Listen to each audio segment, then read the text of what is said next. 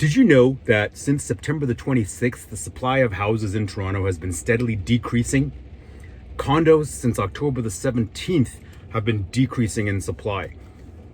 This I wanted to let you guys know in case you are uncertain based on what you might be reading out there. All of this talk about terminated listings, like how that's some sort of signal of a bad market or some sort of seriously crashing market. Why is everybody so obsessed with terminated listings? I'm so confused by that. The context really matters here. And we're going to get into that in this video. We're going to talk about what it really means to have this elevated statistic in terminated listings.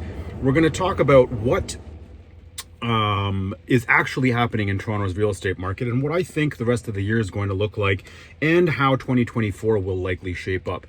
Not going to be a very long video. I want to make sure that you are, number one, subscribe to the Real Estate Raccoons. That is the best way to support this work that's happening here, is to subscribe. There's a link all over the place depending on where you're watching this to do so. Also to make sure that you are subscribed to our email newsletter where this video goes out first, along with a full copy of the article with charts and all of the stuff that I've had in there. So I really look forward to connecting with you guys in those places. I'm Ara Memorian, founder of the Spring Team here in Toronto. We have representation in Victoria, British Columbia, Peterborough, Ontario, and Hamilton, Ontario, as well as Toronto. So we've got you no matter where you are, and we are looking to grow the Spring Team. So if you are an agent in a market anywhere in North America, from the US to Canada, and you want to simplify the way that you are running your team and probably put more money in your pocket every single month, then we should talk, because the Spring Team has some serious expansion plans, and I want you to be part of that so we can all be successful together. So moving on, why does it not matter that terminated listings have skyrocketed? And what does a terminated listing really mean? So let's talk about that really quick. A terminated listing, obviously, as it says, is if I put my house on the market, I don't get a price that I'm comfortable with after a certain period of time, or I don't get any offers at all, then I'm just going to terminate that listing. So what's the difference between terminating a listing and just changing the price on it? And you'll have different kind of schools of thought on this, or different best practices depending on who you speak to.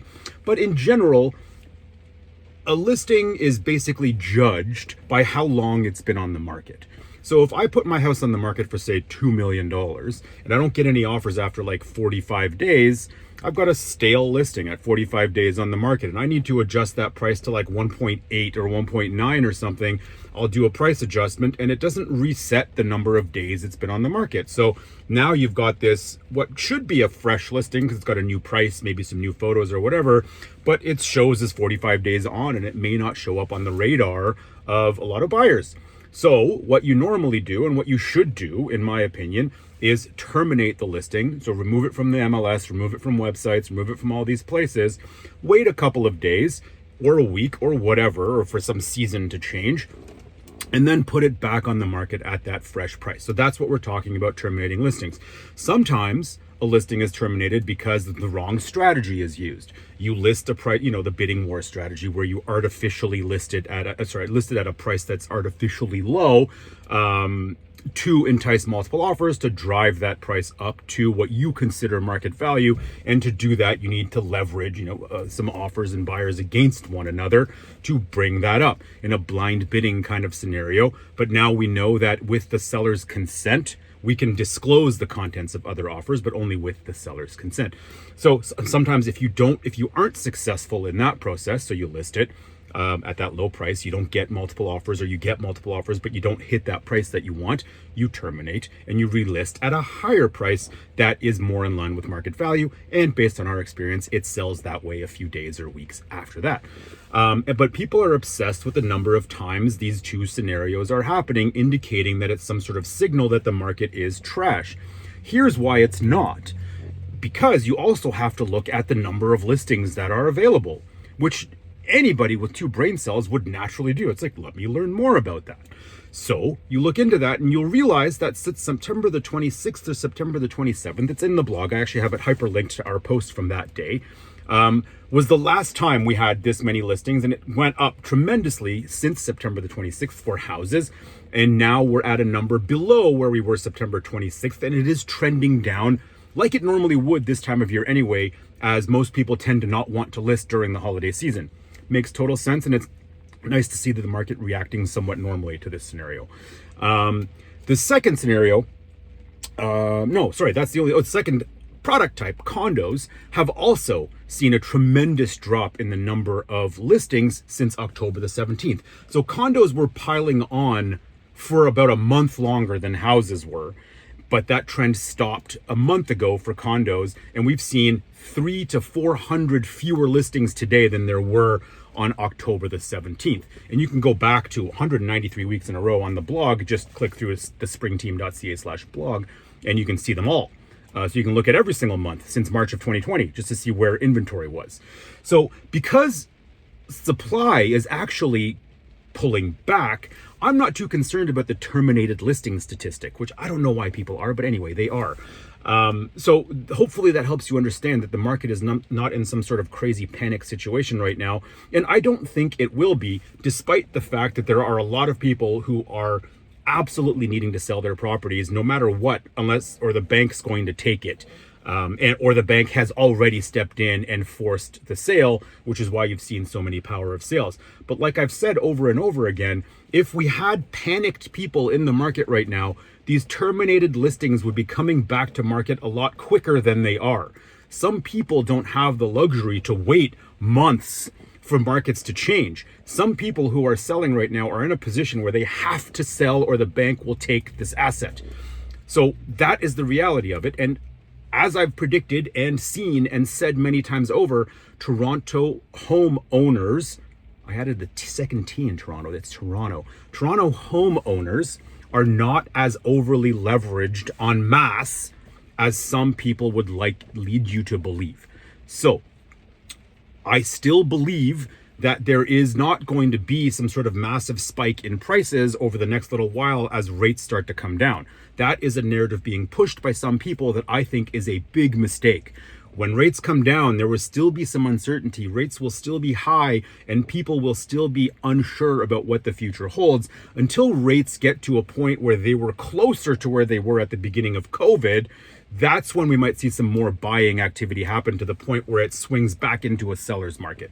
But will that happen? Yes. When will that happen? I don't know. And nobody else knows. If I'm a buyer or seller today, I'm still out there for the reasons I'm buying or selling. If it's not some sort of financial distress situation, you're doing it to get your kid into the school zone that you wanted. You're doing it to get closer to work, to closer to friends, closer to your lifestyle. You're upgrading the space because you need to for your own family's needs. These never change regardless of what the market's doing. Your timeline only changes, and your ability to acquire that asset you're hoping to move up into also changes. So if none of these things have changed for you, then you should be considering making an upsize right now, because you're going to sell at a lower price point if you have something to sell, but you're going to buy lower as well with more certainty.